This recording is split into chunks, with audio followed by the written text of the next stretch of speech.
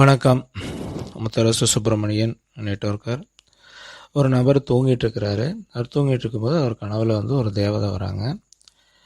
தேவதை வந்துட்டு அவங்ககிட்ட கேட்குறாங்க, உங்களுக்கு என்ன வேணும்னு கேளுங்க, நான் கொடுக்குறேன் அப்படின்னு சொல்லும்போது இவர் ரொம்ப சந்தோஷம். ஓகே, தேவதை வந்துட்டாங்கன்னு சொல்லிட்டு எனக்கு ஒரு 100 கோடி ரூபா வேணும் அப்படின்னு கேட்குறாரு. அப்போ அந்த தேவதை சொல்கிறாங்க, உங்களால் 100 கோடி ரூபா மட்டுமில்லை, நீ எவ்வளோ வேணாலும் உங்களால் சம்பாதிக்க முடியும். ஒரு நிமிஷத்துக்கு 2600 அமெரிக்க டாலர் வீதம் 21 வருஷத்துக்கு எவ்வளவு வருமோ அவ்வளோ அமௌண்ட்டு சம்பாதிச்ச ஒருத்தரை பற்றி, ஒரு பண்பாளர், இரக்கமானவர், அவரை பற்றி நான் உங்களுக்கு சொல்கிறேன், கேளுங்க அப்படின்னு சொல்லிட்டு அவருடைய கதையை சொல்ல ஆரம்பிக்குது. அமெரிக்காவில் சிஆர்டியில் வில்லியம் ஹென்றி அப்படிங்கிறவருக்கும் மேரி மேக்ஸ்வெல் அப்படிங்கிறவருக்கும் ஒரு அழகான ஆண் குழந்தை பிறக்குது. இவங்க அப்பா ஒரு வக்கீல், அம்மா டீச்சரு. இவங்க அப்பா வக்கீலாக இருக்கிறதுனால நிறைய கேஸில் வாதாடி ஜெயிச்சிருவார். அதனால் அப்பப்போ அவங்க வீட்டில் பெரிய பெரிய பார்ட்டிகள் நடக்கும். பார்ட்டிகளுக்கு நிறைய வசதியானவர்கள் பெரிய பெரிய காரில் வருவாங்க, போவாங்க. அதனால் இவர் குழந்தையாக இருக்கும்போதே இது மாதிரி நம்மளும் நல்ல ஒரு வசதியான ஒரு பெரிய பணக்காரன் ஆகணும் அப்படிங்கிற ஒரு எண்ணம் இவருக்கு வந்துடுது. அவர் இவருடைய பள்ளி படிப்பில் இவர் ஸ்கூலில் சேர்க்குறாங்க. இவர் படிச்சுட்டு இருக்கிறாரு. படிச்சுட்டு இருக்கும்போது பார்த்திங்கன்னா இவருக்கு சயின்ஸ்லேயும் கணிதத்துலேயும் ஆர்வம் ஜாஸ்தியாக இருக்குது. அந்த காலத்தில் கம்ப்யூட்டர் பார்த்திங்கன்னா எல்லார் வீட்லேயுமே இருக்காது. பெரிய பெரிய பணக்காரங்க, வசதியானவங்க வீட்டில் தான் அது இருக்கும். அது ஒரு பேசிக் ஆரம்ப கம்ப்யூட்டர் தான் இருந்துச்சு. இவருடைய அதிர்ஷ்டம், இவர் படிக்கிற ஸ்கூல்லையுமே ஒரு கம்ப்யூட்டர் இருந்துச்சு. அதை வச்சு அந்த மாணவர்களுக்கு அப்பப்போ பயிற்சி கொடுத்துட்டு இருந்தாங்க. இவருக்கும் அந்த கம்ப்யூட்டரை பார்த்ததுலேருந்து இவருக்கு அதில் அதிக இன்ட்ரெஸ்ட் ஆகி போச்சு. அதனால் இவர் அதை வச்சு இவர் அந்த கம்ப்யூட்டர் கோர்ஸில் அவர் அந்த ஸ்கூலில் இவருக்கு கம்ப்யூட்டர் பயிற்சி கொடுக்குறாங்க. அதை வச்சுட்டு இவர் அதில் இருக்கிற இன்ட்ரெஸ்ட்டை வச்சுட்டு டிக் டக்டே அப்படின்னு சொல்லிட்டு ஒரு கேமை இவரே கிரியேட் பண்ணுறாரு. இவருக்கு அதில் இருக்கிற ஆர்வத்தை பார்த்த அந்த ஆசிரியர் மற்ற மாணவர்களை விட கம்ப்யூட்டர் அதிக நேரம் யூஸ் பண்ணக்கூடிய ஒரு வாய்ப்பை இவருக்கு கொடுக்குறாங்க. இவர் ரொம்ப சந்தோஷமாக அதில் நிறைய விஷயங்களை கற்றுக்கிறதுக்கு ட்ரை பண்ணிகிட்டு இருக்கிறாரு. அப்படி இருக்கும்போது திடீர்னு ஸ்கூலில் என்ன பண்ணிடுறாங்க அப்படின்னாக்கா, இனிமேல் கம்ப்யூட்டர் யூஸ் பண்ணோன்னா பே பண்ணணும் அப்படிங்கிற மாதிரி ஒரு ரூல்ஸ் கொண்டு வந்துடுறாங்க. அடடா இப்படி ஆகிப்போச்சுன்னு சொல்லி என்ன பண்ணுறதுன்னு தெரியாமல் யோசனை பண்ணிகிட்டு இருக்கும்போது இவருக்கு இவரை விட 3 வயசு ஜாஸ்தியான ஒரு பால் ஆலன் அப்படிங்கிறவருடைய நட்பு இவருக்கு கிடைக்கிது. ஏன்னா 2 பேருமே ஒரே சிந்தனை உள்ளவர்கள், அது கணினி ஆர்வம் 2 பேருக்குமே இருக்குது. அதனால் இவங்க அதை பற்றியே யோசனை பண்ணுவாங்க, சிந்தனை பண்ணிகிட்டு இருப்பாங்க, பேசிகிட்டு இருப்பாங்க. இந்த பிரபஞ்சம் என்னென்னா, நம்ம என்ன நினைக்கிறோமோ அது சம்மந்தப்பட்ட விஷயங்களை நம்மக்கிட்ட கொண்டு சேர்க்கும். இதுதான் விதி. அதனால் என்னென்னா, இவங்க நினைக்கிற மாதிரியே ஒரு வாய்ப்பு இவங்களுக்கு வந்துச்சு. என்னென்னா, சிசிசி அப்படின்னு சொல்லி ஒரு கம்ப்யூட்டர் நிறுவனம். அந்த நிறுவனத்தில் ஒரு சின்ன ப்ராப்ளம் அந்த கம்ப்யூட்டரில். உடனே இவங்க என்ன பண்ணாங்க, அதை நாங்கள் சரி பண்ணி கொடுக்குறோன்னு சொல்லிவிட்டு இவங்க போய் அதை சரி பண்ணி கொடுத்தாங்க. சரி பண்ணி கொடுத்த உடனே அந்த ஓனருக்கு இவங்க மேலே ஒரு நம்பிக்கை. ஓகே, நீங்கள் எப்போ வேணாலும் வரலாம், உங்கள் ஃப்ரீ டயத்தில் இங்கே இருக்கிற கம்ப்யூட்டரை நீங்கள் யூஸ் பண்ணிக்கலாம் அப்படின்னு சொல்லி ஒரு அனுமதி கொடுக்குறாரு. இவங்களுக்கு ரொம்ப சந்தோஷம். உடனே ஃப்ரீ டைம்லாம் வராங்க, அந்த கம்ப்யூட்டர் யூஸ் பண்ணுறாங்க, சின்ன சின்ன ப்ரோக்ராமை கற்றுக்குறாங்க. இப்படி போயிட்டுருக்குது. இப்படி போயிட்டுருக்கும்போது என்னென்னா, இவங்க ஒரு சின்ன சின்ன இந்த ப்ரோக்ராமை உருவாக்கி அதை பக்கத்தில் இருக்க கம்பெனிகளுக்கு சேல் பண்ணுறாங்க. அதுக்கு இவங்க ஒரு பேர் வச்சாங்க. அது என்னென்னா, அவங்க ஸ்கூல் பேரே வச்சாங்க. அது என்னென்னா லேக் சைடு ப்ரோக்ராமர் குரூப் அப்படின்னு ஒரு குரூப்பை வச்சு, அந்த குரூப் மூலமாக இவங்க என்ன பண்ணாங்க, இவங்க தயாரித்த அந்த சின்ன சின்ன ப்ரோக்ராமை பக்கத்தில் இருக்க கம்பெனிகளுக்கெல்லாம் சேல் பண்ணிகிட்டு இருந்தாங்க. இவரோட அப்பா ஒரு வக்கீல். அதனால் பையனையும் வக்கீல் படிக்க வைக்கலான்னு நினச்சிட்டு ஹார்வர்டு பல்கலைக்கழகத்தில் வக்கீல் படிப்பதற்காக இவர் சேர்த்து விடுறாரு. ஆனால் இவருக்கு படிக்கிறதுல இன்ட்ரெஸ்ட் இல்லை. இவருக்கு ஃபுல்லாக ஆர்வம் கணினியில் இருக்கிறதுனால இவருக்கு படிக்கிறதுக்கு இன்ட்ரெஸ்ட் இல்லை.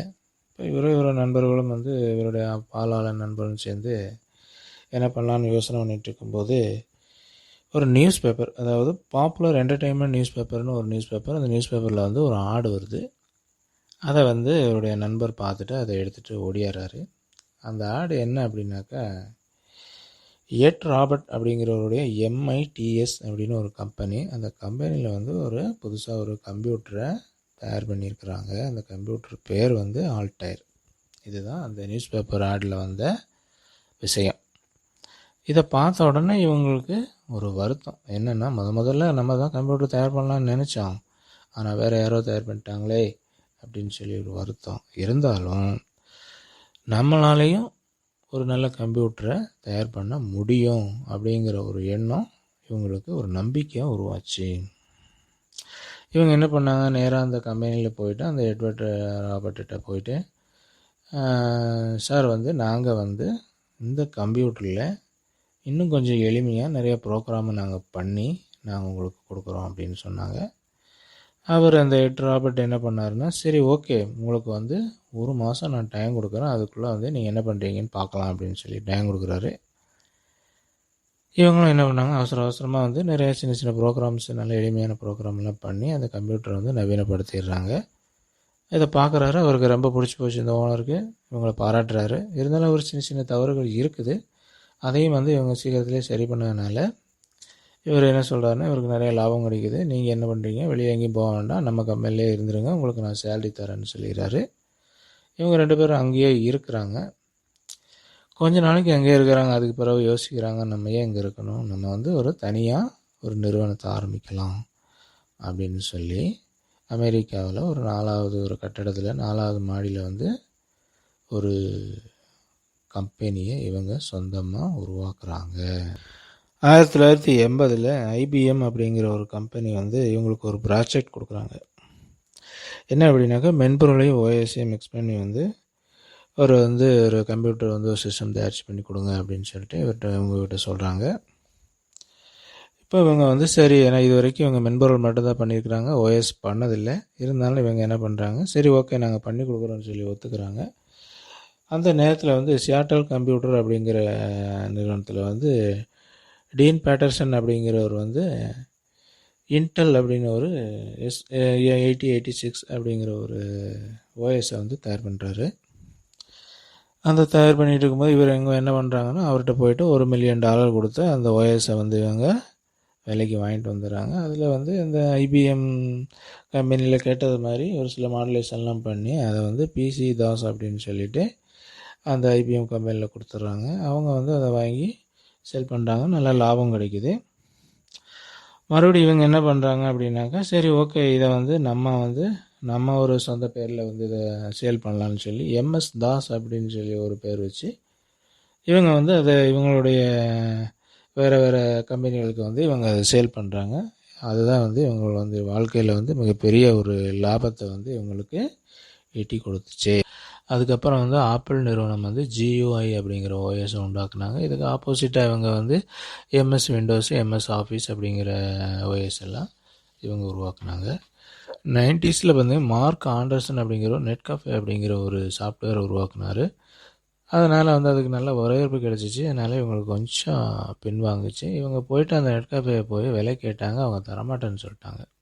அதனால் இவர் என்ன பண்ணாங்கன்னா, இன்டர்நெட் எக்ஸ்ப்ளோரர் அப்படின்னு சொல்லி ஒரு சாஃப்ட்வேர் உருவாக்கினாங்க. அதை வந்து எல்லாருக்கும் ஃப்ரீயாக கொடுக்க ஆரம்பித்தாங்க. அதனால் இவங்களுக்கு நல்ல லாபம் கிடச்சிச்சு. 1994 வந்து அவருக்கு மேரேஜ் நடக்குது. அந்த பொண்ணோட பேர் மெலிண்டா. இவங்க வந்து இவரோட ஆஃபீஸில் வேலை செஞ்சவங்க. 6 வருஷமாக லவ் பண்ணி அவங்கள கல்யாணம் பண்ணிக்கிறாங்க. அவங்க வந்து ஒரு நல்ல திறமையானவங்க. அவங்களுக்கு வந்து ஒரு 2 பொண்ணுங்களும் ஒரு பையனும் அவங்களுக்கு இருக்குது. ஓகே, இவர் வந்து பில் மெலிண்டா அப்படின்னு சொல்லிட்டு ஒரு அறக்கட்டளை நடத்திட்டு இவருடைய வருமானத்தில் முக்கால்வாசியை வந்து அந்த அறக்கட்டளைக்காக அவர் செலவிட்டுட்டு இருக்கிறாரு. ஓகே, இந்த கதையிலேருந்து உங்களுக்கு என்ன தெரியுது அப்படின்னா, பயிற்சியும் முயற்சியும் இருந்தால் உங்களால் எந்த விஷயத்தையும் சாதிக்க முடியும்.